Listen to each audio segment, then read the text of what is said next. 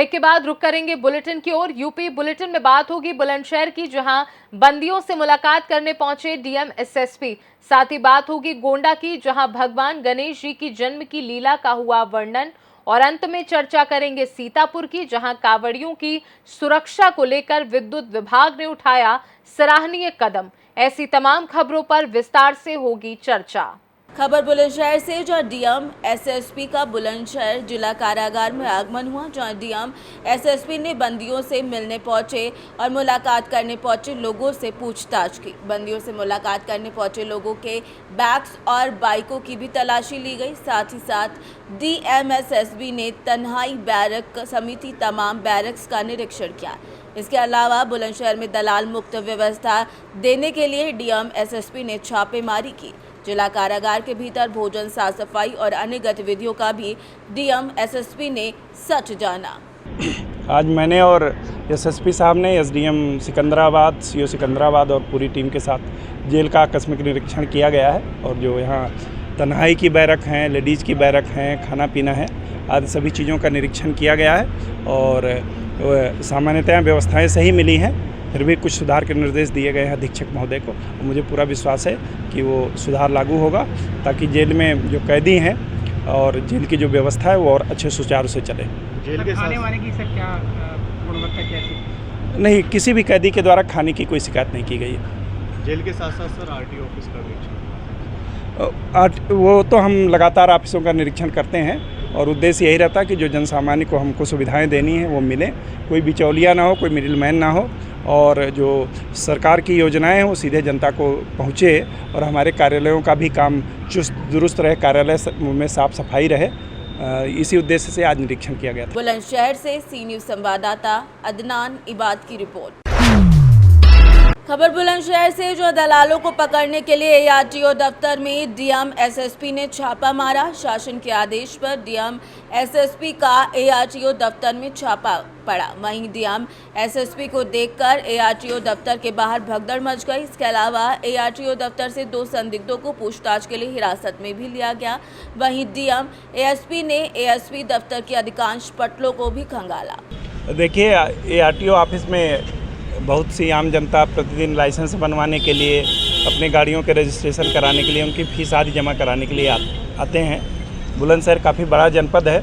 आज मैं और एसएसपी साहब यहाँ ये देखने के लिए आए थे कि जो जनता को सरकार के द्वारा सुविधाएं मुहैया कराई जा रही हैं वो सीधे जनता को मिल रही है या कि मिडिलमैन के माध्यम से मिल रही है। हम लोगों ने देखा यहाँ एआरटीओ ऑफिस के आसपास काफ़ी फोटोस्टेट की दुकानें हैं और सीएससी भी लगी हुई हैं।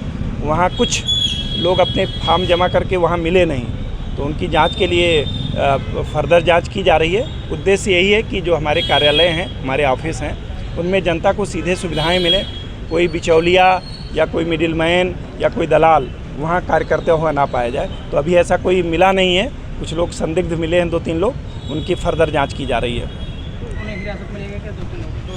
अब वो अपना पेपर दिखाएंगे। उनका कहना मेरे पास सीएससी का लाइसेंस है, तत्काल नहीं दिखा पाए।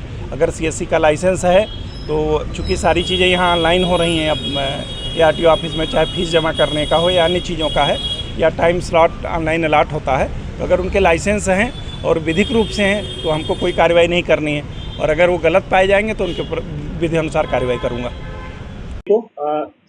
थाना स्याना के गांव घमसूरपुर के एक शराब के ठेके पे लूट की घटना कारित की गई थी, जिसमें जो सेल्समैन था उसको चाकू मार के उससे पैसे और उसका मोबाइल ले गया था।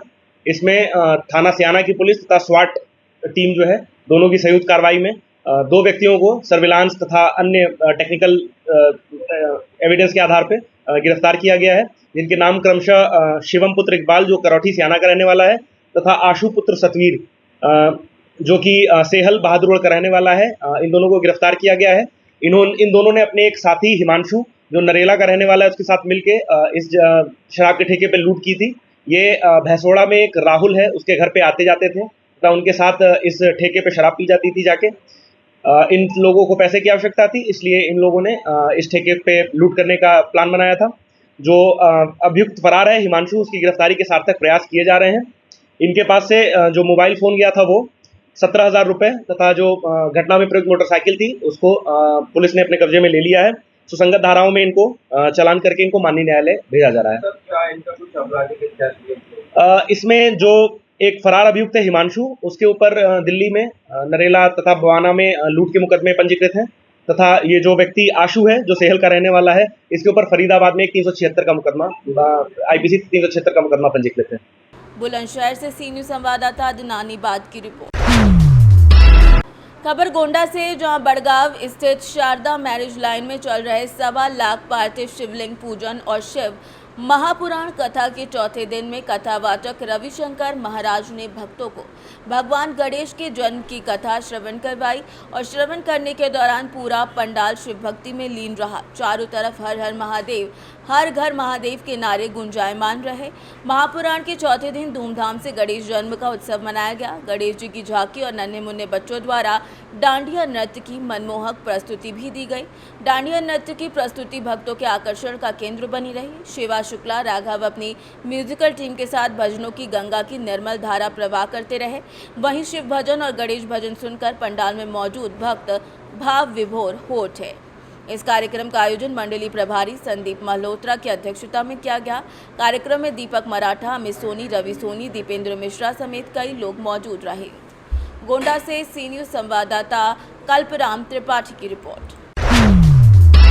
खबर सीतापुर से है, जहां तहसील लहरपुर क्षेत्र के सावन में निकलने वाली कांवड़ियों की यात्रा को लेकर विद्युत विभाग ने सराहनीय कदम उठाते हुए सभी विद्युत खंभों को पॉलीथीन से ढकवा दिया है। ये कदम सावन मास में अधिक बरसात, बिजली के खंभों में करंट उतरने की आशंका को देखते हुए किया गया है।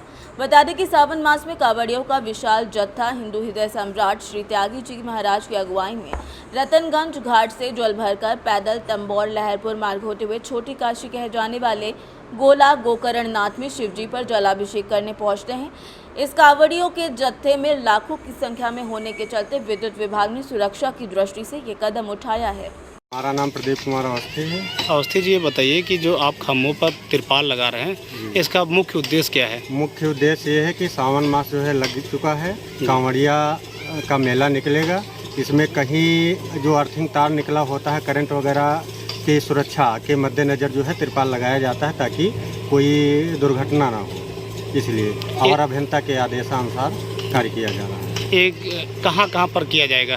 ये रास्ते जो पोल है जिधर से कांवड़िया निकलते हैं मेन रास्ते से, उस पे जो है जितने पोल लगे हैं सभी पोलों पे लगवाने का कार्य किया जा रहा है। पोलों पर भगवा कलर चढ़ाने का क्या उद्देश्य है और क्या इससे संदेश देना चाहते हैं?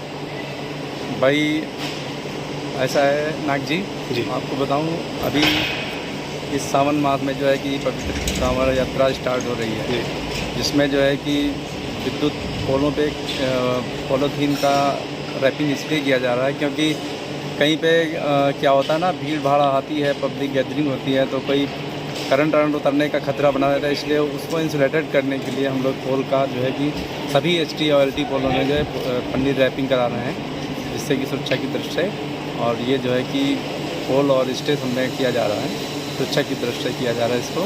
और भविष्य में भी हम समझते हैं कि अन्य जहाँ लोहे के पोल या ऐसे पोल हैं, HT पोल हैं, उनमें सब में प्लास्टिक रैपिंग करा दिया जाएगा, जिससे कि चूँकि पवित्र सावन महीना है और लाखों कांवड़ी एक साथ गुजरते हैं, उनको क्या संदेश देना चाहेंगे? मैं उनको सबको संदेश देना चाहता हूँ आपके माध्यम से कि वो कृपया जो है कि विद्युत के पोल ट्रांसफार्मर से दूर से ही निकलें और उसको छूने का कदापि प्रयास न करें, क्योंकि हम अपनी तरफ से तो पूरी कोशिश कर रहे हैं, लेकिन तब भी आपको जो है सभी लोगों से अनुरोध है कि मतलब आम पब्लिक से भी अनुरोध है कि बिजली के खंभों और ट्रांसफार्मर से दूर रहा करें, क्योंकि बिजली का है इंसुलेशन, कभी मान लिया कुछ हो गया, करंट और लीकेज हो सकता है, उतर सकता है, जिससे कोई भी दुर्घटना ना हो। इसलिए हमेशा उससे जो है सावधानी बरतनी चाहिए। फिर भी हम अपनी तरफ से पूरा प्रयास कर रहे हैं कि किसी को कोई ऐसी अनहोनी ना हो और किसी को कोई करंट और ना हो। सीतापुर से सी न्यूज़ संवाददाता विनेश सिंह की रिपोर्ट। फिलहाल के लिए यूपी बुलेटिन में बस इतना ही। देश दुनिया की बाकी खबरों को जानने के लिए आप देखते रहिए सी न्यूज़ भारत।